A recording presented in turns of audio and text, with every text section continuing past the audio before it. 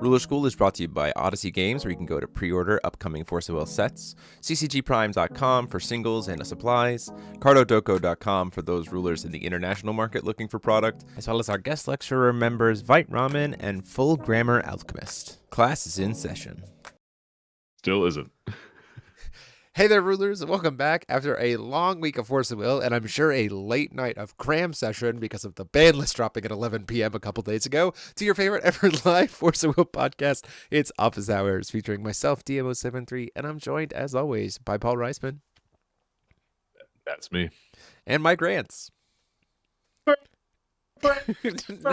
Stop. That was like 5 intros ago. We don't need it anymore. Anyway, yes, we're a woodwind podcast now, not a brass podcast. Yeah. You're right. Sorry. Yeah.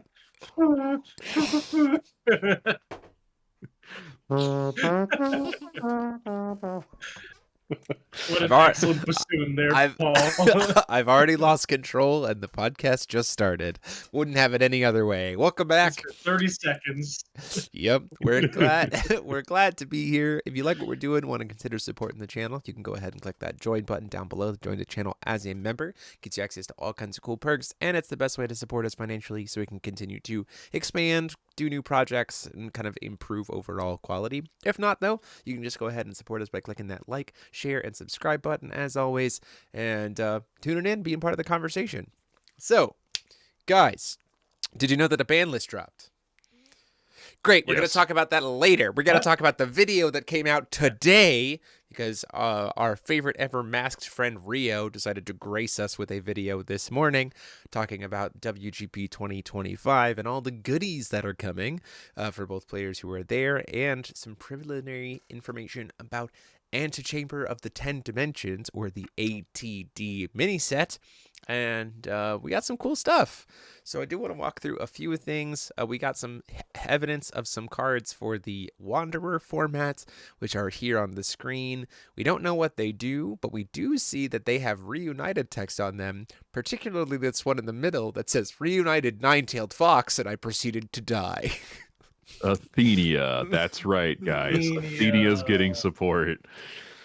Athenia, nine-tailed fox, or Reika, whoever she will end up being as a ruler. We got a reunited text for a ruler with an Armament EX deck, so that means Electra or maybe a future ruler with an EX deck, which is interesting.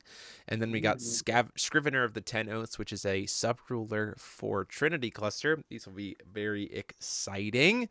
I'm excited to see kind of what that comes out to be. These are all still under development, so we don't know what they are. The artwork on them is beautiful.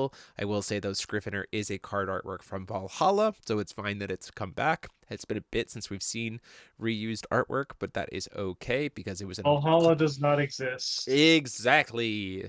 Pretty exciting there. We also got word about these cards, which will be Paradox legal. We're still wondering whether they will be legal for the weekend of Worlds.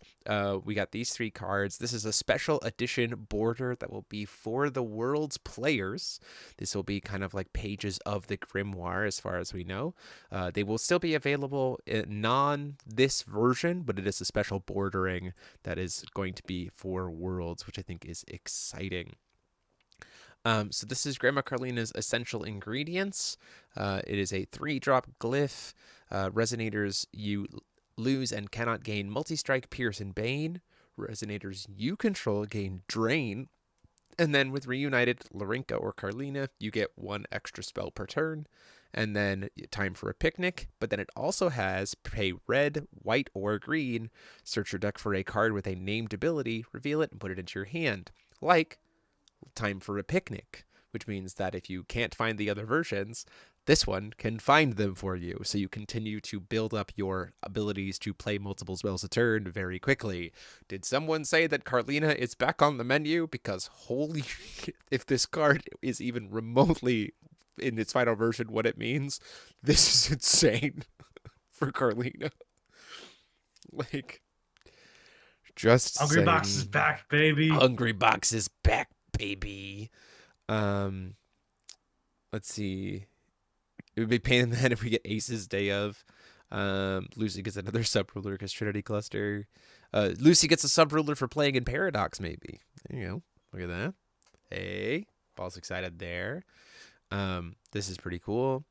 Second one we got was Raven Order's Ominous Hall, a new stone for Symphony. It has tap, produce double white, white black, or double black. Produce this will only play runes, students, activate abilities of students, or judgment processes, and then it doesn't recover. There has been a change to the CR that you can't like stones, like this doesn't have the ability to just tap and produce white black naturally by itself. So it only has that for top ability with Symphony, or for anyone else it has enter, put a detention counter or a merit counter on a J ruler, and then tap, pay 100 life, produce white or black. So pretty cool stone for Symphony for sure. Probably the stone that she honestly probably plays 4 of. To help really hyper accelerate her being able to get detention and merit counters. So again, under development. We still have to wait and see if this is legal for Worlds, but it certainly is something that could be cool for Symphony as we go on. And then lastly, we have Confrontation with Varkuzal, a chant rune, Remnant Divinity 1. If it's not a copy, then as an additional cost to play it, you can remove 5 strength counters to copy it. Neither player can chase this card. Choose one. Each other player loses 600 life. Destroy target J Resonator or Warden. Just straight Warden removal, which is crazy. Target player discards 2 cards at random, or put a Flame Spirit Resonator token from your hand into the field. If you do, at the end of turn, you banish it. This is also a very good card, just in general, at Divinity 1. Even if you can copy it. And also just having solid straight Warden removal is kind of nice. I'm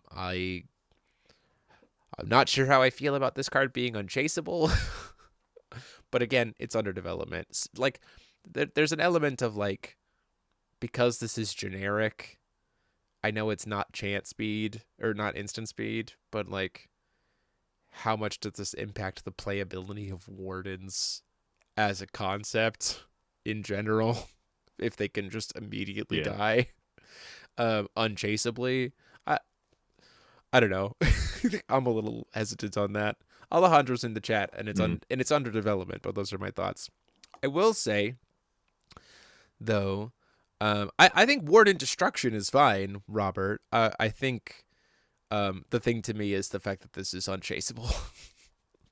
That's the part to me where I'm like, Like, I think you could even let it have Remnant. I think the Remnant part of it is fine. I think the potential to copy it is fine.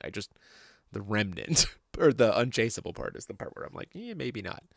I do want to say, if you are looking at these card arts, we've seen all this card art before, because it's all part of the videos showing off the beginning of the Trinity cluster on the channel, the official channel. These are all snapshots of card art from the official videos, which I think is clutch, because those videos were so cool. Yeah, I agree. I will say, I hope we get like a how do I say this? An upscaling of the art. Oh, sure. Because like market improvement based on stuff we had in the past. Yeah. Where it was just like official art that was kind of like, we are panning and doing this. Yeah. Like, sure. The fact that we actually have like animation, awesome. Please upscale. Yeah. That's all we need. We're good. Yeah. So we got that information about those. We also saw the playmats that will be on sale, at least some of the playmats that will be on sale at the Wanderer GP store for the Worlds players. We have our J ruler sides of all of our rulers here. So we all know that I'm going to come back buying Paul a Larinka playmat, because clearly that's the one that he wants. I say that specifically because Paul, every single time I've shown him the Larinka art, has just like given me the biggest sense of heebie-jeebies.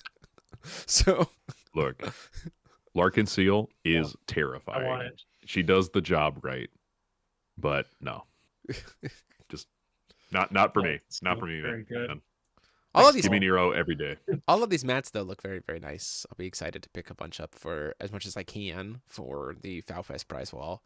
Um, they did talk about how the store this year was going to have more and higher quantities of everything, including like acrylic standees, acrylic ABC rulers, acrylic keychains, like lots of cool stuff.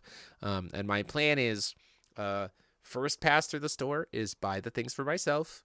Let every other single Worlds player get their chance to go through the store, come back through and buy everything that's left for the FowFest prize wall. It's the through line of my mission at the World Store. So yeah, that's my thought there.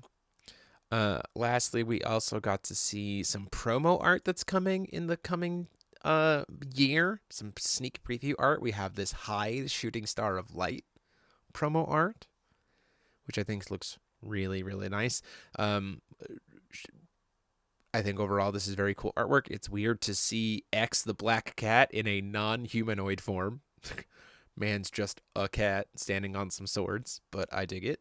And then we also got Varkuzal, the archdemon devourer of gods. Don't know what that card does. Badass name. But it's a cool piece of artwork.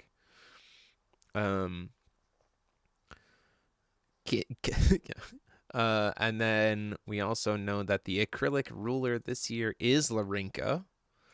So that's pretty cool. The acrylic participation ruler this year is Larinka. And we know that the WGP Magic Stones this year are the new Tri-Stones.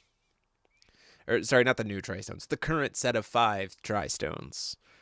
Sympathy, Lichen Blood, Chrysoberyl, Emerald Tablet, and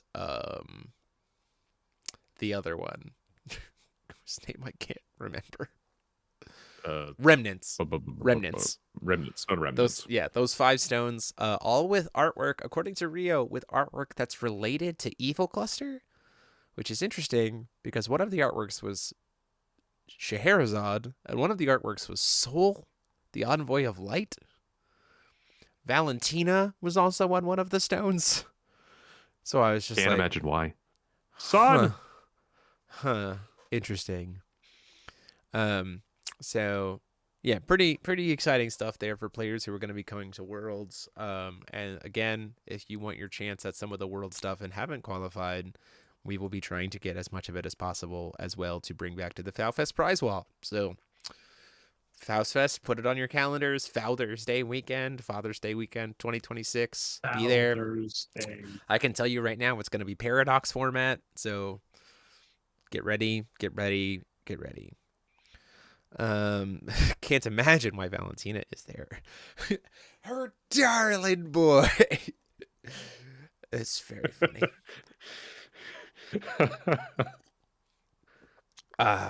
So exciting stuff for Worlds players. They did say they have more surprises for us in store, so I'll be looking forward to showing that off and trying to do some more short form content, I think, this year from Worlds. Maybe try to do some guess the card, keep the cards, that kind of thing. I don't know. We'll try to get people more involved, more engaged in the Worlds environment, although you'll all be very tired because of the time change. But we'll get you guys involved. And with that out of the way, guys, let's talk about the ban list. We got a ban list. If you haven't already, please go check out Paul's video talking about specifically the implications and his thoughts about the Paradox side of the ban list. We're going to cover both sides of the ban list here and give our thoughts, but Paul does a really good job breaking those down. There's a video. You can go check that out over on the channel. It was up almost the next day, so he did a really good job on it. That's the wrong thing to be looking at. So let's do this. So I got a peek behind the curtain. Adjusting everything here, but still want to be able to see. So, living the pain of the ban list already. Player interviews, Robert. Yeah, certainly something we can try to do. So we're just gonna go over quickly the items and kind of give our thoughts overall. The company does a really good job of explaining their own thoughts for every single item, but we're not going to be going over that right now. I encourage everyone to go read the article. It makes a lot more sense. They didn't do a video this time around, so they clearly want you to go watch the read the article. So do them a favor and do that. Go read the article talking about it. But let's get it started. Wanderer main list. Last movement, girl staring at. White Crystal Apple has been banned out of sideboards, and Ruchiel have all been full banned. So let's go kind of section by section. I think all of these bans make a whole lot of sense. I think White Crystal Apple was a card that people were like, Zero has been on everyone's radar that it needs something. Everyone was talking about like, what do we do to Zero? How do you do it? What do you do? Do you need to do it? Is it hers? Is it stuff like, there was a lot of debate. I think this is a pretty decent way to nerf her while not removing her from the environments in a way that doesn't make losing the dice roll against a Zero player just absolutely abysmal.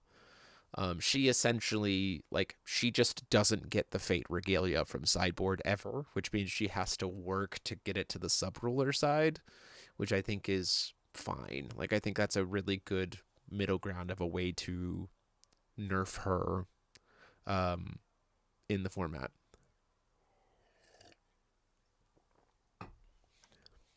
Thoughts? I know Paul's really active in the chat here. Which one are we talking about again? Zero? Zero. The apple. Yeah, the apple. I think there are some ways you can build. I'm already like rebuilding the deck just behind the scenes here. Just figuring out a way to actually get it. There's a way for you to not guarantee apple, but still like almost nearly guarantee, like 80% of the time you can maybe get it. 75% of the time you can get it, and then activate the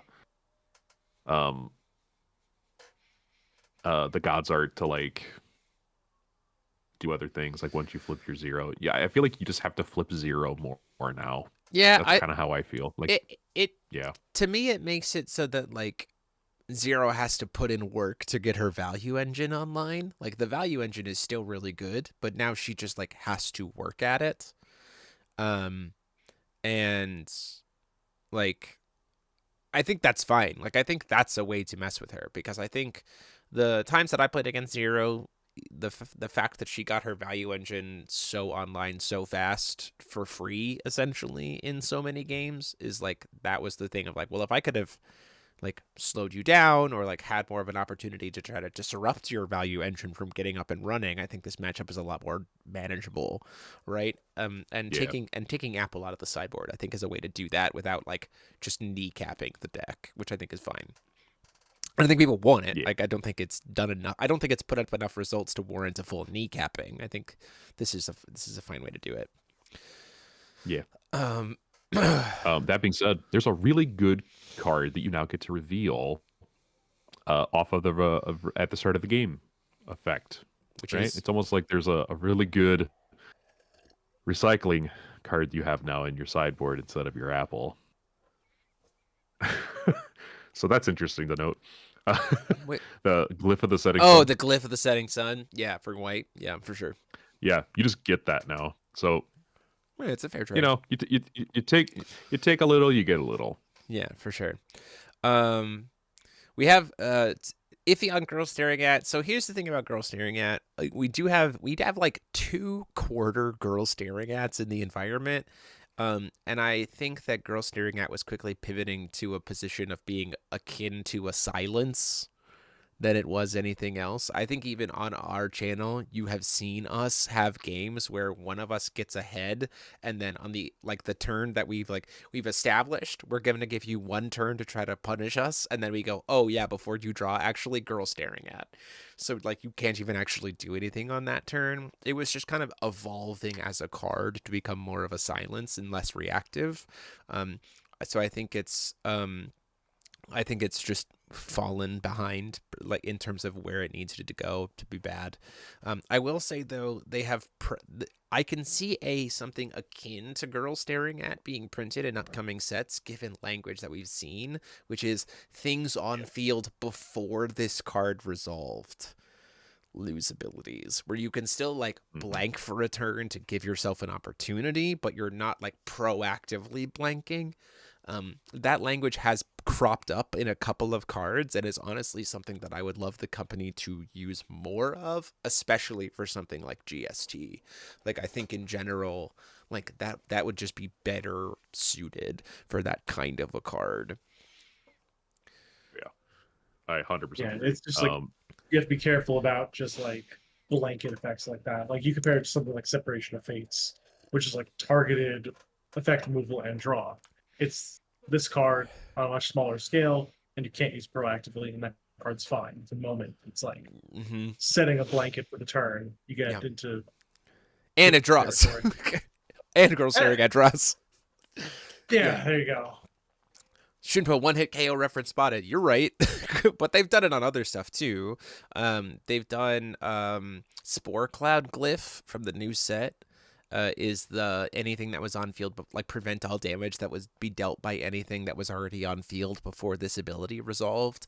Like they've started using that like backwards leaning cloud effects instead of omnipresent cloud effects, which I honestly would love to see more of. Because if you also think of cloud effects in Force of Will are inherently insanely strong. Think of how many cloud effects in the time of Force of Will would be would have been less concerning had that language been around. Cough, cough, Pumpkin Witch from literal set 1.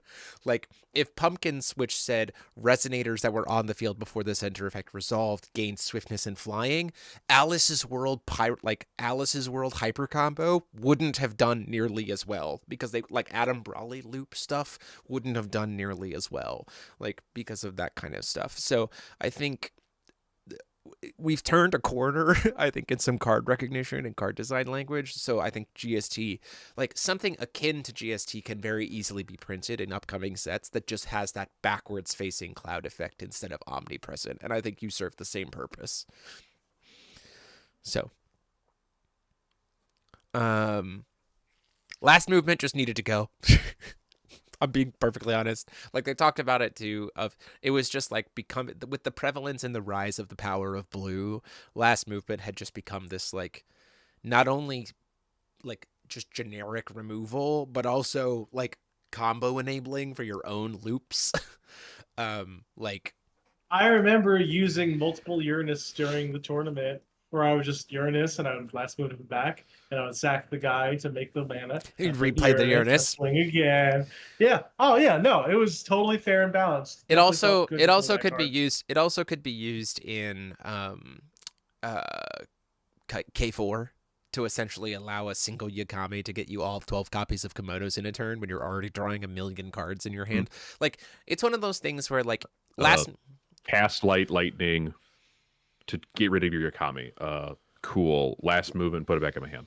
Yeah. It's one of those things where the last movement more and more became the card that the longer it's around, the more things we're going to find to snap it in half. Like it's just like the design space of it was because it was targeting both sides of the field and it could target like so many things, like it was just going to become problematic over the more and more over time. So this feels like they're being maybe a little bit more proactive than they needed to be in this moment, but I get the like, and the article talks about this too, like I think they're being proactive in a way that like they're catching some potential for future problems with this card, and so they're just axing it now, which I agree with. And then Ruchiel. I don't really have anything else to say. A lot of people wanted her gone. Yep. Now fair. that she's gone, can Now we we go back can to the original change. Mulligan fucking rules? No, I'm already used to it. I And mean, now we can change the mulligan back. Please. no, thank you. No, thank you. I'm fine with the new. Please. I'm fine with mulligans now. I think it's fine. Sad. Yeah, we're never going back. We're never going back. We're already here. That was the most generous mulligan ever. Yeah, for sure. So no longer banned is Great Dimension Library, and 10 Oaths can go back in sideboards now. 10 Oaths can go back in sideboards because Book of Light and Book of Dark have now been combo banned. Raging Messiah and 2 Arms were combo banned because you can just search off Raging Messiah off of 2 Arms. And Cursed Mirror of the Snake, plus those who betray the Lorite. So we'll stop here. Great Dimension Library, we've even talked about on the channel that like that's a fine card to come back in Wanderer. There's so many good like draw value engines. Brad is gone. Like the new reworked Brad doesn't work with it. Like it's fine. Like let that happen. Let green decks have some kind of weird filtering engine kind of come back. It's fine. 10 outs unbanned because of the hits to dark the books. Books are now a pet deck, though they still definitely have some legs on them. They just go back to being good draw value stuff because they still get the sub ruler. They just can't swap. And honestly, the new map is pretty good to help them find a ragstone. Give books a ragstone, you give them 10 outs back. Still pretty good. Like there's still something there. Like it's probably tier 2, like rogue element, but still very playable. And they still have Falchion, they still have Grimoire, they still have Lab. Like they can still do all of that stuff. They still have Regalia spam. Like all of that stuff's still there. They just don't get the draw discard of the swap books. Okay. Yeah. It's fine. Notably, yeah. You don't get the swap, you don't get the draw, and you don't get the discard off of the one effect, which is significant. It's very significant. But there's some things you can do, like you said. Yeah. Some things you can do. Curse Mirror of the Snake and those who betrayed Lorite, they clearly thought that Mirror is still good to have in the environment, which for Wanderer, I kind of agree. I think it's fine. But they did want to take it away from the Uranus. Like, they didn't want to hit Uranus specifically. They want Luminaries to still be playable in the format. And so they did this.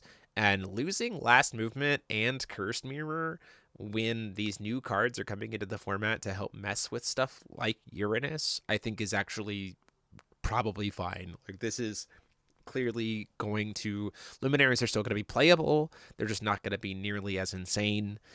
Still strong, still something to be considerate of, but I think much more kept in check, much more interactive, in such a way that they're not just going to be able to go out and go nuts. So that's my personal thoughts.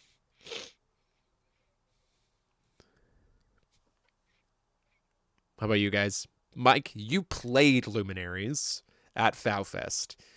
Losing Mirror. I did. Losing Mirror and losing Last Movement. What's your thoughts on, like, what does that feel like you've lost given your reps playing the deck? Do you feel like it's still worth your time? Oh, 100%. The big thing about what we lost, the main combo still exists for Luminaries right now, which is good. Like you could still do what you had before. You just can't do it feeling like you're safe behind 1,000,001 walls that your opponents can't break down no matter how hard they try. Like you're still playing in the tightest possible. Like if one mana is off from your opponent, they lose. But now it's like if it's one, now you don't have to counterplay to them actively spending their mana correctly. Like beforehand, like you mirror or you Last Movement, and suddenly your opponent who played correctly gets punished. Right. Yeah. Which is hilarious. Yeah. And I'm very glad they're gone. Yeah. For sure. Like, still very competitively viable, just has to play smarter or diversify their deck more if they want free interaction, right? The fact that they can still play Fractured is like a Fractured, 1,000 Fractured Reflections is a thing, but then they need green cards, right? And then it's like, that's, or green, or green, sorry. Cheese. It needs green cards or green mana, which is gonna make that deck feel weird. Like it's just gonna either feel that differently. or you just Giga Chat the deck and just hope to God you get the exact 3-card combination you need to just ruin somebody's day, and you just do it anyway. Yeah, like forget it for sure. No protection, just raw dog it, and you just win the game. And then Queen of the Eternal Eclipse Geodo got Blade of Dimensional Fire back because they want you to play. They want Geodo to have some more tools and be something that people continue to explore. So Red Geodo is back on the table, even though it never got a chance to be on the table before. So sure. Return of Judgment and Library of Neverending Stories, plus the Awakened Magic Stone, the Earth and Library of Neverending Stories are both untouched, or are both unbanned. You can't swap rulers anymore, and give Light Book something. Because it can't swap anymore is, I think, fine. And then obviously Bruchiel and Moonlit Knight's Crossing Point because Bruchiel's banned, so that's easy to do. wanting Red Geoda to exist is an incredibly toxic decision. There's no world where that's a healthy change. I think very quickly people are going to realize that Red Geoto is just like, I'll put it this way. She's a worse Blue Stun Adelbert, and Blue Stun Adelbert did absolutely jack shit. I think it did one circuit event. That was it.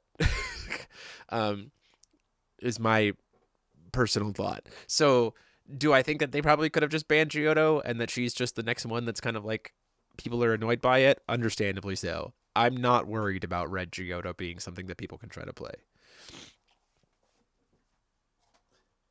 So, those are my thoughts on Red Geodo. Toss a box. Overall, my thoughts in the Wanderer ban list is it feels like my thoughts on the ban list overall, both Wanderer and Paradox, is that I like the decisions that were made. I get what they're going for with it. And I have some other thoughts that I will share once we get to the end. But what is your guys' overall kind of takeaways about the Wanderer side of the ban list kind of things? Your shield was a mistake. Okay. And they did argue that, like, in the article they were like, we understand, like, we get it, like yeah, we get it. They said we understand, but we're not going to take it back. Yeah. So like, yeah, sure, whatever. Yeah, I think so I go over a lot of my reflections on like the preamble article that comes before the ban list in the Paradox video, so make sure to go check that out if you want. Like I break that down pretty much line by line, and that shapes a lot of my commentary. But I would say in terms of Wanderer, it's probably fine because there were not a lot of things in Wanderer that I felt were like hyper cracked, right? Like it didn't feel like the format was like all this or this. Oh yeah, far from it. I know, yeah, some people are talking about Gravestone. We'll talk about that in a second. We'll talk about that in a second. There are notable absences. Yeah. Details pending. Yeah, details pending. Yeah, for sure. Yeah. And then let's go into Paradox. Sorry, unless Mike, do you have any thoughts on the Wanderer side? I've given my one thought. I think most of the bans are very good, given my experience. I think that it'll be a much friendlier environment to play in. Fuck Ruchi. Thank you. Careful who you say that to. No. Some people like might. You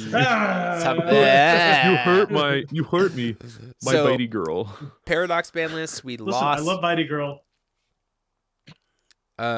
Paradox ban list, we lost Ethereal Princess, Great Dimension Library, Cursed Mirror, Shitalkin, Hairpin, and Empty Vessels.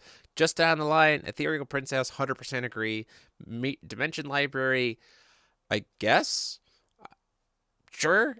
They think it's good enough for Wanderer, too good for Paradox. Fair. Understandable. Cursed Mirror of the Snake, we called that. We actually called that on the podcast where we were like, they can ban Mirror because Fractured is coming out and it's a side grade, much more fair Mirror. Great. Shitalkin, absolutely agree with that. Hairpin, I personally wanted some kind of combination kind of hit with Hairpin. I'm not sure if Hairpin itself fully just needed to go, but that's what they've done. They saw that there was something to do with Priscia probably needing some action, and they decided to take this action.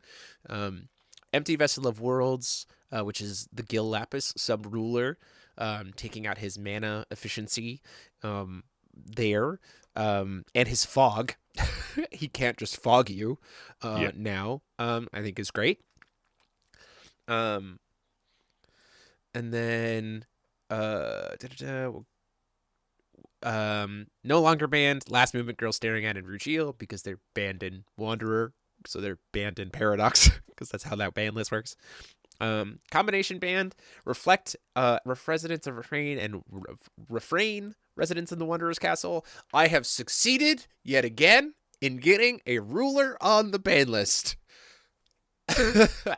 Woohoo! I've done it twice. If I had a nickel for every time I've done it, it's 2, which isn't a lot, but it's strange that it's happened twice. I have been on the talking block about how I think that people were sleeping on Reflect and Refrain for Paradox, and I think that based on what Banlist hits, you could easily see them become one of, if not the best deck of the format. They have so many tools, and in this list, they literally hit none of the tools. So I was like, that's a little spoopy. Making it so their combination band makes a lot of sense. Also, Matt Lindley brought up a great point, which is that Memory of Worlds in the hand of Reflect, when we're going into rune deck format, and you have 5 spells that you want to cast from not a hand, that Reflect would love to stop so that you can't cast them again and I get to contract, probably a bit too strong. So it makes a lot of sense there. High-speed uppercut treatment with Conqueror of All Dimensions. We'll talk a little bit more about my thoughts about the narrowness of this, but it is the part of Gil Lapis that is the most oops feel bad, where you happen to mill a key piece of your deck on the first turn, and then Gil Lapis has uppercut, and you're just like, well, that's just gone. So that's it is a nerf to Gil Lapis. Like a Tiger Morphed plus Beast Lords of Aradia is something that doesn't take Leica out of the format by any means, but Beast Lords was doing a lot of work for the deck. Being able to consistently mill Horned God and Bear to graveyard to be able to pop problematic cards or burn things. Hyper acceleration, it's your way without Rabbit to be able to consistently discard Spider. Like, it is going to be a nerf to Leica. She's still very playable. She just has to play some other discard engines and doesn't have her utility consistency pieces anymore if she wants to be able to use Tiger, which I think is a very fair trade-off for the two of them. It's a good way to balance her, I think. She still gets communication with animals too, which is crazy.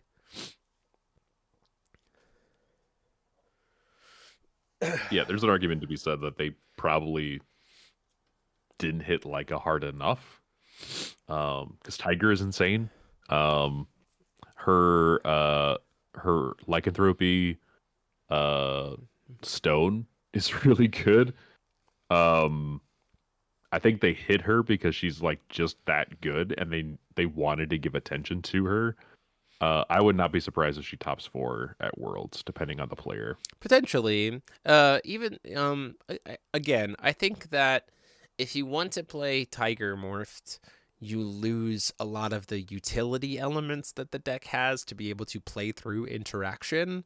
And so if properly respected, that deck then struggles a lot more, I think, is the piece, by losing, like, not being able to have Horned God and Bear in graveyard at all times consistently, I think, is the piece. It's not about Beast Lords becoming Tiger. It's about being able to send Bear and Horde God to graveyard and having a way to get spiders out easily because you don't have Rabbit anymore. So it's like you have to discard off of like Chubby Five-Tailed Fox, which means your stone base has to look different. So like there's all kinds of different things there.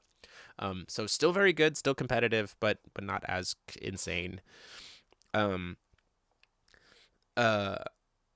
can still play her aggro 100% with Tiger, like, for sure.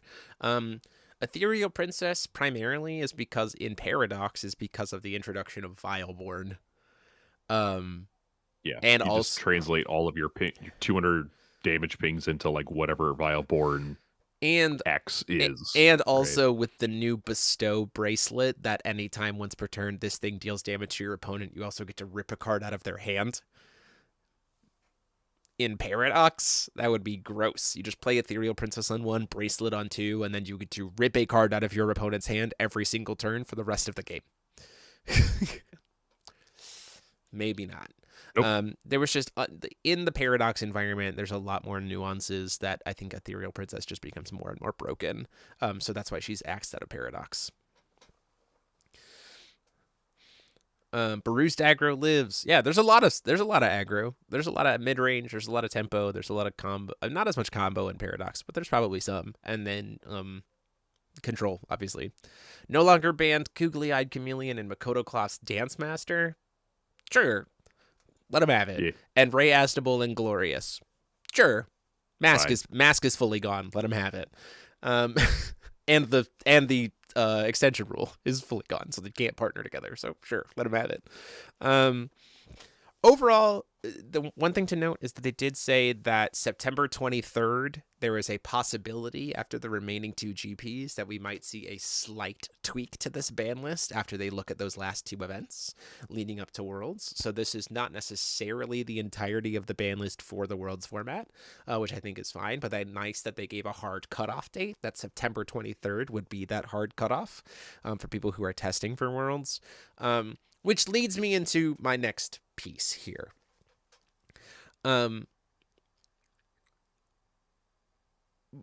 Robert, there's so many aggro texts in the environment. We're not going to talk about it. My thoughts on this ban list as a whole is that this is a list of refinement, not overhaul. This is a list that was kind of designed to try to trim and shape and smooth out the rough edges of the format with what was currently in place, rather than try to completely rework the entire existence of the format into being a completely different identity. Because overall, I do think that both Wanderer and Paradox were in semi-decently good places. Paradox was in a little bit riskier space than Wanderer, but I do think that the hits in Paradox are a little bit more heavy-handed in smoothing that out. Which kind of leads me to two elements to me, which I want to talk about and share my thoughts. Obviously, people have talked about Gravestone. I've even talked about Gravestone, wanting to get Gravestone axed out of Wanderer. This is 2 points. Gravestone axed out of Wanderer, and New Plan and Uppercut being taken out of Paradox. So let me put this out there. Those are the things that I want. So for my point, my critiques of this ban list is that I don't feel like it. I feel like it could have gone farther and didn't. But at the same time, I like everything that it did. So if the mission of the ban list is to try to refine, I think for the most part, it did that. So to my point about those things that I'm talking about, New Plan is untouched in 100%. New Plan is untouched, which had me a little bit concerned before I knew how Wardens worked. The fact that Wardens are now processes and not spells, so Wardens are something we can feel free to cast, and with the new presence of Glyph for us to be able to interact with something like New Plan. That's one piece. New Plan getting nothing done to it, I think, was a little bit of an interesting choice. So I don't really have much to say about that. I will say, for the purposes of Gravestone and Uppercut, as much as it's weird, both of those cards got like 25% nerfs. Uppercut in Paradox is frustrating. I get it. New cards are coming out to be able to help us interact with it. I think the one linchpin that was the hand-over-hand absolute most obnoxious element of Uppercut in Paradox is no longer on the table. And so that for me is like, they did something. It's not all that I wanted, but they did something by like trimming that piece of it off. In a similar vein, with Gravestone, the deck that was doing the most with it, to the point of it being something that was the most obnoxious and toxic, was the hyper-effective, immediately online ramp of 0. That is no longer there. So that's like 25% of what I wanted to have happen to Gravestone. So, like, my overall thoughts is that I like this ban list. I just feel like I could have gone farther. which I think is a better spot to be in than I didn't like this ban list. It's kind of my thought. Aristella 2 is untouched in Paradox, except that there are more ways to stop him in Paradox now. Because now he has to deal with Thousand Fractured and Mirror, which is a thing. Lifeform needs to go from Paradox as well. Is that Metal Lifeform Dragon? The burn spell? No, he means Lunar Protective Life Form. Oh, Lunar Protective? Yeah, Pat and I were talking about this too behind the scenes. And I kind of get it. Just so you're Oh, just that's true. not, Mirror like, is now banned out of Paradox. That's true. pre-turn. Zaki's, yeah, for sure. Zaki's is now gone. Yeah. Zaki's for that. If Light Curtain can't, Lunar Protective can't either. I would disagree with that a little bit. Because they're Light doing Curtain something pops, similar. Light Curtain pops stuff. Lunar Protective doesn't. This is a take. This is a real take. That's fair. Regardless, we can get into the nuances of who's right and who's wrong, and we're not going to do that. Everyone's got difference of opinions. My overall thoughts, and to your point, Yo-Yo, Gil uses it just as effectively and obnoxiously as Zero IMO, but it takes him a lot longer to get it online. Like, there's a lot more inherent risk to him trying to get it online, and now he also got mana advantage gone, and he also lost Uppercut. So, like, again, please don't hear this as me saying, oh yeah, Gravestone didn't need to be hit, because I don't agree with that statement. I think Gravestone probably could have been used a hit. It's just interesting to me that we kind of got like a quarter of a hit to both Uppercut and Gravestone without getting them fully done. So I'd be curious to see, talking about that September 3rd list, I'd be curious to see if we see Gravestone and Uppercut do overperform at the next couple GPs before that September 23rd list, and see if those might then get hit in that mini update. So we'll have to see if that happens, which is interesting to me.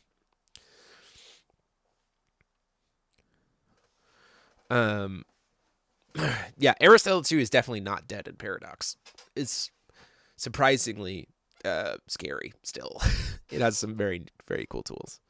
My overall thoughts on this ban list again, I mean, people joke all the time that, you know, I give this list like a 7.5 out of 10, but I think those 2.5 points are from things that I think that the ban list could have done more to and chose not to. There's nothing on this list that I vehemently disagree with the choice about, like, oh, this didn't need to happen. Yeah. Like, it had the right ideas across the board. As I was reading through some of the commentary that the company was, like, the design team was kind of trying to get across, the reason that they're not banning New Plan and Uppercut for them is because the CMB free spells that they tried to offer, which are now at this point all banned in Paradox, and only one is not banned in Wanderer. Those set up things a little bit too much, whereas the expulsion spells that we have, those kinds of force of will effects, they feel satisfied that those effects happen mostly on the opponent's turn. And that's kind of what they wanted the CMB chance to be. And where I see where they're coming from. And of course, powerful cards are allowed to exist. I think just given what Paradox is trying to be, I don't know if I'm fully on board. Yeah. Yo-Yo brings up a good comment here. I do like the bands that are there. It's just a bit more reserved of a list than I'd go for. And I think that to me is the kind of position that I'm in, right? Where it's like, again, very clearly to me, the goal of this ban list was to refine, not reform the meta. And so it the things that they did make sense for that mission. It's just a little bit more reserved than I think I would have chosen to go for. So I'm curious to see how that plays out. Like, I'm willing to give them the benefit of the doubt that maybe this does the job, right? And we have interestingly enough, we have 2 more GPs before Worlds in Paradox format with this ban list to see if it impacts it, right? So that's interesting to me too. So I'm left in a position of like, I've given the company the benefit of the doubt on it. I'm building decks for the channel, and I'm ready to get into playing games. That's my thought. Mike, go. Words. Is this how Bring you, back as a old game mode. designer, would? So, I would like imagine, Mike, for a minute that you have a Worlds for the card games that you produce and create. Is this how you would handle a ban list ahead of a giant like crescendo like event like Worlds? Or Yeah, I mean, would you approach that differently? to be fair, the Worlds that I attended most recently, we had something very similar where it was always going to be like whatever the like wall of the 12 Sacred Knights or whatever the name of that card was that became Right. relevant afterwards. Like there was a major shakeup, and there was even a major shakeup like the week before I went to Valfest. You know, like I was originally thinking, am I just gonna be playing books? Am I just gonna be playing Guild Johto at that point? But I don't know. This is something that's pretty standard. I feel like a lot of FAT players are obviously going to be upset about it because like they've been kind of like running games expecting one format. But at the end of the day, the mark of a good player and somebody who's going to win Worlds is adaptability. And I think that as a game designer, like typically speaking, like as a game designer, I don't want there to be enough problem cards Right. in theory that I have to make drastic ban lists before an event like this. That's already something that I've gone on record here. Like I think FAO's design philosophy is very good right now, but there's a lot of small issues that I have that have compounded over the years that I think are not resolved, and we're still seeing the remnants of that, which is, it's fun. We come to expect it now. FAO as a game has changed dramatically from where I kind of was at my, I'm not going to call it my peak, but like my peak of interest in the game is the best way I can put it. But given the fact that the games are as tight as they are, the fact that there is not as much, there's less margin for error in FAO than there is for a lot of other games. I will say that 100% as somebody who's played in Wanderer, especially. I think Paradox obviously a little more open-ended, but if I was to be producing a game that had this very small margin of error that a typical Wanderer game of FAO should have, then I'm going to be making some pretty dramatic changes on each ban list and like really trying to get aggressive with it. Yeah. And I think that players should be, and players playing a game that tight should be aware of those changes coming down the pipeline. Yeah. I mean, if I was to be in that position, which is, I think to me, the company has set themselves up for success here in a couple of ways. Like, they gave themselves a deadline for when and if a new possible mini update happens. Like, September 23rd is a publicly stated date, right? So, like, yeah. It's not like we're at risk of this format drastically changing 2 weeks before Worlds. Like, there's a time limit, right? But also, yeah. this ban list now came out with 2 months of testing. So, like, if the format doesn't change on September 23rd, this is the format you're in, you got 2 months to test it. You better get started, like, right now if you want to be able to be the ones on top. And so for that sense, like, for the players going into Worlds, I'm like, y'all have all the information. Get started. Like, if you don't get started, that's kind of on you. And so I'm curious to see how it goes. And again, I'm in the position of I'm giving the company the benefit of the doubt. They in their minds made decisions on things that were also things that I was thinking we needed to do something on. They just did it slightly differently than I would have done, or not as heavy-handed as I would have done, right? So it's not like we have completely different ideas of what the like areas of roughness were. They just are approaching it differently than I would. And I think I can give them benefit of the doubt on that and see how it plays out. So I'm curious. I'm left excited and curious is where I'm left at. Like in pureness. They need to let us know if the ATD cards will be later legal for day 1 or day 2. Yes, that's a fair point. Players at Worlds need to know if those 10 ATD Paradox cards will be usable for Paradox. Like a formal statement will be important for them. Hopefully there. So, but more frequent but reserved ban list is better than spaced out big lists. Yeah, that's fine. The ban scalpel versus the ban hammer, and I'm gonna do it. But yeah, Paul, any last thoughts before we close up for the night? I think I'm in acceptance that these changes happened. I would say definitively I'm disappointed that Gravestone still exists in a format with L58 tank. I think those mechanics are unhealthy, and they really do need to just outright ban that card after Worlds. I can accept that they want that card available for the Worlds tournament. I just don't think it's healthy, and that's all I would say. Like, Sure. I can go back and forth with the rest, but yeah, get rid of that card, please. Yeah, for sure. Overall, I think we're looking forward to the future. We're excited about it. No feature match this week. Yeah. Because I don't have anything recorded yet. But we'll be back. Yay! And yeah, we'll go from there. So next week we'll get started with our feature matches and deck profiles and everything else. We are shifting feature matches on the channel over to Paradox format until we at least cover all of the initial rulers to kind of showcase their initial concepts within that more limited scope. And so let your friends know, share it out. And until next time, this is myself, Demo73, and I've been joined as always by Paul Reisman. I wish I could speak Spanish natively, but I can't. And Mike Rance. Yeah. No hablo español. Class dismissed.